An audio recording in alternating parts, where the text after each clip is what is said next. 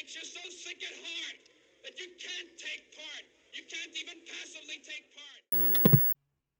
Russia has made new demands on Ukraine in order to end the war. And if you recall the old demands, which were to denazify the country, to demilitarize the country, and to have the Ukrainian government be removed so that a Russian puppet government could be installed in place, you will notice that these new demands are considerably downgraded from the original ones. And there's only one reason that you would downgrade your demands in the middle of a war, and that is because you're losing. So let's see what these new demands are. So Russia will stop, quote, in a moment if Ukraine meets terms, Kremlin. What are these conditions? Demands that Ukraine cease military action, change its constitution to enshrine neutrality, acknowledge Crimea as Russian territory, and recognize the separatist republics of Donetsk and Lugansk as independent states. So, from the perspective of Ukraine, there is absolutely no concession whatsoever being given by Russia. Like, the only concession that they're given is that now they are implicitly recognizing that they're not seeking regime change, which I know is a word that the left loves to use. And guess what? That's also what Russia has been trying to do during this time. And also the demilitarization of Ukraine. I read elsewhere that their demand was that the Ukraine armed forces be no larger than 60,000. I can't verify. It's not in this article, but I mean, it's clear that they're not calling for a full demilitarization of Ukraine anymore, which makes sense because they are militarily incapable of achieving that goal of destroying the Ukraine's military. So, from the perspective of Ukraine, like I said, this is no concessions whatsoever. These were the demands that Russia had for a long time, long before this crisis began. So, I mean, the only difference is this recognition of the separatist republics, which, officially declared independence. This is basically a land grab because I can assure you that in a while, if this conflict had if the outcome were different, you can absolutely assure that these two republics would eventually vote to join Russia. So this isn't really the independence of two states. This is basically ceding part of your territory to Russia. I suspect that is what they wanted. So, should Ukraine accept these demands? Absolutely not, because you would only accept these demands if you were risking losing that war, and it's clear that they're not. As it stands, Russia is not anywhere near of achieving its political objectives in this conflict. So let's look at the most recent map of the situation on the ground. And if you've noticed from all the war updates that I've made, there's no change. There's no change. They got bogged down outside of Kiev. They've been trying to encircle it now for the better part of the last week, have been consistently failed at doing so. They've had towns around Kiev recaptured by Ukrainian forces. There's been an advance in the east, closer to Kiev as well. But again, this is not territory that they're actually holding. So they failed to encircle Kharkiv as well. And Ukraine has made further gains in the areas around Kharkiv. So they've been beaten back to some extent.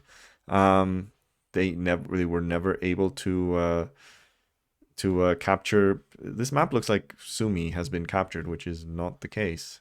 Sumy is in Ukrainian hands, and the only place where they made some considerable advances, which is in the south, they've sort of fallen a bit flat in recent days. So they failed at capturing Mykolaiv. They've made this kind of one incursion over, deep incursion, which again, this does not mean that they're holding any of this territory. They have failed to capture Mariupol, and the more that they try and move upwards, the better defensive terrain they will face. So they're pretty overextended now as well, considering how far they are from their depots in the Crimea, and I'm sure they're going to try and push their logistics trains bases closer to the front lines. But still, you got to be kidding me.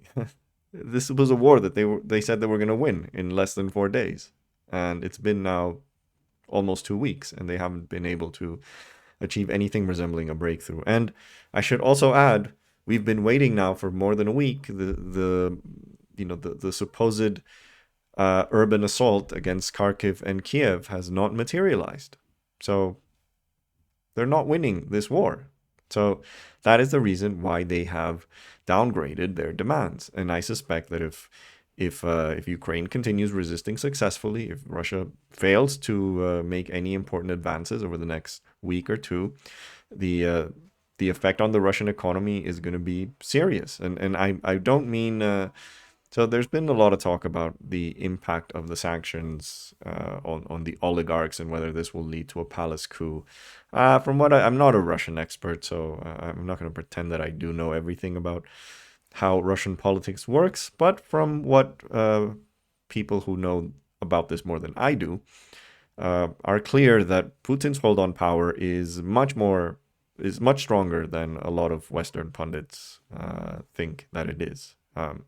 The economy revolves around him. So this idea that the oligarchs present a serious threat to his power is not necessarily true. Like, there's a huge degree of patronage between the oligarch class and Putin. So removing Putin removes that element of patronage. So, they want the guy that's going to keep giving them favors. So that's how kleptocracies work. It's tit for tat. So, the idea that this alone will remove him or make him capitulate is unclear. However, the economic sanctions will hit the Russian economy significant and impair their ability to wage war. That is a fact. That is a fact. And I will restate something that I've said endlessly on Twitter, and I think I've mentioned it on previous videos. Russia is fighting a war, a superpower war, with the finances of a mid-tier NATO country. So if that economy collapses, there is no way. It does not matter if you have 2,800 tanks, which is more than what the US has. It doesn't matter if your finances are equivalent to the military budget of Germany or Britain, because that will not let you wage a superpower war with your superpower army. And that's why you've seen all those problems with logistics, training, morale. Those are the intangibles that you don't see when you just look at a list of equipment that Russia had before the war. So please understand why this is a very, very hard moment for Russia, because they will not be able to continue waging this war if their finances collapse. So now, should Ukraine accept these demands? Absolutely not. Absolutely not. I think that they are smart enough to realize that they have currently the advantage in terms of denying Russia their political objectives with this war, but that still hasn't stopped a number of leftist, the closet Putinite left, who really insist that, for the sake of avoiding civilian casualties, Ukraine should just accept the demands. Let's look at some of these examples from both the tankies and the non-tankies.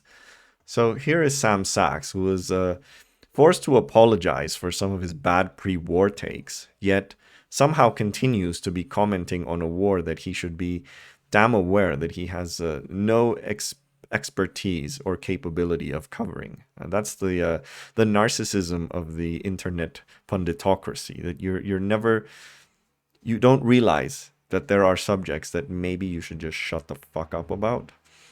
Here's his tweet. This deal was on the table before the war. It was rejected and has been rejected again. Obviously up to Ukrainian leadership, but if there's a better way to end this, I'm curious what it looks like and how it's achieved. So yeah, just, capitulate.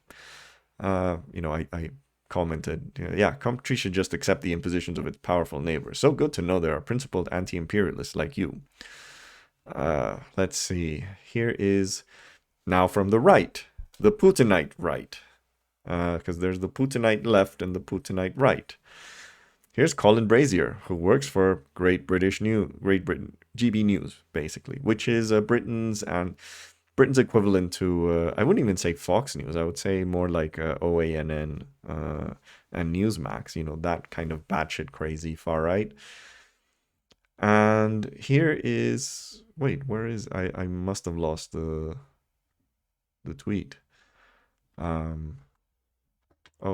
bad on my part. Did he? No. I'm sorry. I'm not gonna go through his whole. Oh, here it is. If Russia's offer is in good faith, and there's a lot to suggest that it isn't, but that's also that's the only good point he's making. That why should we believe anything that Russia offers? They haven't even followed up on their humanitarian corridors. There's a strong argument we should now encourage Ukraine to sue for peace. They will lose a chunk of territory and the chance to join NATO, but many lives could be saved. Oh, don't tell me that he doesn't want Russia to win. Let's look at Caitlin Johnstone, a known dumb leftist as well in the Jimmy Dore vein. And these demands will be met whether Kiev agrees to them or not. Well, how exactly if Russia can't win the war? Only difference is agreeing to them now saves thousands of lives. Kiev cannot stop Russia. Well, it's done a pretty damn good job as of now. Whether Russia is dumb enough to be drawn into fighting an empire-backed insurgency is another matter. But yeah, all these people really just want Ukraine to surrender and accept the demands and accept the proposals of the empire next to it. Here's Danny Haifong. This is a full-blown tanky. I think did he work for RT? I don't know. But this guy is like full-blown tanky. Not closet tanky like a lot of leftists, like full-blown. Zelensky is once again demonstrating that he's a puppet of the US NATO by rejecting Russia's demands for neutrality and demilitarization.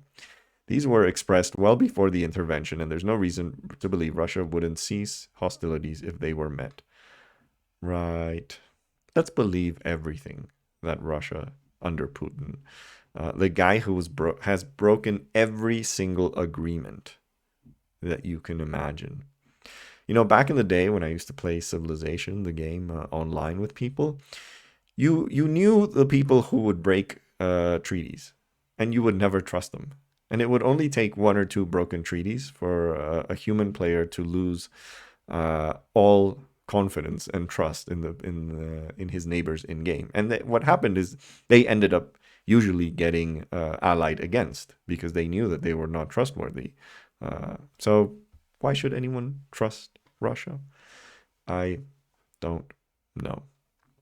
Now, the irony of this argument is that next time that Israel starts bombing Gaza into oblivion, all these people are going to be like, resist. Yes, resist, struggle against your invader, kick them out, fight to the last man, woman, and child. That's the rhetoric of struggle and resistance that you hear from leftists everywhere, in every single conflict. Except for some reason, now you're not hearing it with Russia. Why is that? Why is suddenly this rhetoric of resistance and struggle transformed into, let's spare the civilian casualties and let Russia get their way? This would be completely unacceptable. Like, what self-respecting leftist would argue, you know what, Hamas should really just remove itself from government because that's what Israel wants. Just end the bloodshed in Gaza. Save those civilians who are being bombed. Hamas, leave. Please leave. Please accept Israeli demands. Name me a single fucking leftist who has made this argument. A single one. This is all just selective. This is just not have a principle whatsoever. It is just, I will advocate for resistance and struggle when it's against the country that I hate, and I will ask for surrender when it's a country that I'm sort of sympathizing with, which is Russia. And I'm not saying that every leftist, when I say the Putinite left, or Putin apologist, which is a phrase I use a lot in Twitter, it's not necessarily that these leftists are pro-Putin. Uh, in fact, I genuinely think a lot of them don't like Putin and are a bit, but they just see this as a bigger struggle between the evil that is Western imperialism being worse than the evil that is Russian imperialism. So they end up kind of defending Russia as a result. There are, of course, the tankies are definitely pro-Putin, like 100%. But I think most of the other leftists, the apologists, uh, don't like Putin. They just see him as a lesser evil, and it like they really struggle to formalize any kind of objection that might seem as support for NATO or whatever the US is doing. Like, it's that level of hatred that just doesn't let you say anything good about something. Anyway, so what was the response from Ukraine? So they put out a statement, and I thought this was a very charitable statement on the Ukrainian side. Ukraine is ready to hold dialogue with Russia on security guarantees on the future of occupied territories of the Donetsk and Luhansk regions, Crimea, but is not ready to capitulate. Yeah, of course not. I have spoken many times about NATO and publicly conveyed messages to both Russia and President Putin. We are ready for any guarantees of our country's security from their respective states that must guarantee. And Russia is also among those states because Russia is our neighbor. According to Vladimir Zelensky, the future of Ukraine must hold a collective security agreement with all of its neighbors and with the participation of the world's leading countries, the United States, France, Germany, and Turkey, with which our country borders in the Black Sea. These will be guarantees not only for Ukraine, these will be guarantees for Russia as well, about which it is constantly talking. Yeah, although I don't know who it is protecting itself from, because Ukraine has never attacked anyone. It has only conducted defensive actions. Yep, this is true. It's important to me how people who want to be part of the Ukraine will live there. I am interested in the opinion of those who see themselves as citizens of the Russian Federation. However, we must discuss the issue, as well as compromises on Crimea. We cannot recognize that Crimea is the territory of Russia. I think it will be difficult for Russia to recognize that this is the territory of Ukraine. I think we are smart enough to ensure that the decision on these two issues does not cause any revolutions within society, so that people are satisfied with this decision, both those who live in those territories and those who live in Ukraine. Yeah. The people who elected me are not ready to surrender. We are not ready for ultimatums, but we can discuss with Russia the future of Crimea and Donbas. So, yeah. I mean, this is, like I said, a very gracious response to this. And it shows which is the side who is willing for dialogue. My problem with this security guarantees is that Russia will not respect any guarantee that isn't formalized in any sort of agreement. That is, either Ukraine joins NATO or Ukraine signs some sort of pact, maybe a bilateral pact with the US, where the US guarantees its security. Anything short of that will just lead to Russia not caring and taking another opportunity in the future to finish off what happened here. Because that's what they did in Chechnya. When they lost in 1995, what did they do 4 years later? They attempted to take it over again, and this time they succeeded. So I have no reason to believe that they wouldn't try again in 4 or 5 years. So Ukraine needs more than just a guarantee. It needs a formal alliance with a country that can guarantee it. And the only way that I see this happening is either it joins NATO or it gets, some sort of bilateral alliance with the US. There's no other way that I see it. And, as for the status of these, I think Russia is in no position to demand the Donbas as anything other than Ukrainian. And I think the Crimea is maybe the one thing that Ukraine can concede. And, the fact of the matter is, the majority of people in the Crimea seem fine with being part of Russia. The